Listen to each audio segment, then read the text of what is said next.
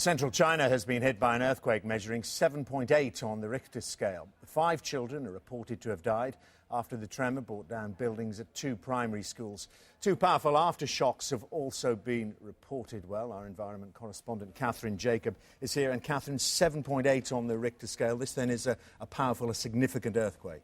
Yes, it certainly is, Dermot. If you consider that the Richter scale ranges from 0 to 9, obviously 7.8 is fairly high up there. It hit, as you say, in central China in the province of Sichuan, and it hit about 100 kilometres or less than 60 miles away from the provincial capital, which is called Chengdu.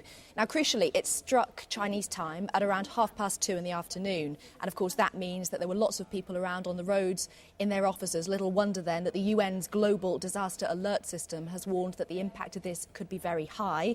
As you say, we know that at least 4 children are dead and hundreds injured after 2 schools collapsed in central China in Chongqing, which is next to the Sichuan province.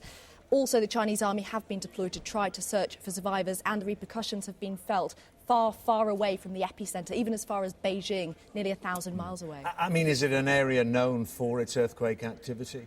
It is. China generally is well used to earthquakes. In fact, there was one in a different province which was about 7.2 on the Richter scale in March. However, you can never tell. It depends on the timing, of course. As we've said, this was early afternoon, and indeed where the epicentre is. This wasn't far indeed from the provincial capital. Lots and lots of people around. As far as Beijing goes, buildings there were said to have tremored for around 2 minutes, and of course lots of places evacuated, including the headquarters of the Olympic Committee there in Beijing. However, from there anyway, no injuries reported so far. And it takes a while, doesn't it, for us to hear the full extent of the damage there. How accessible is the region?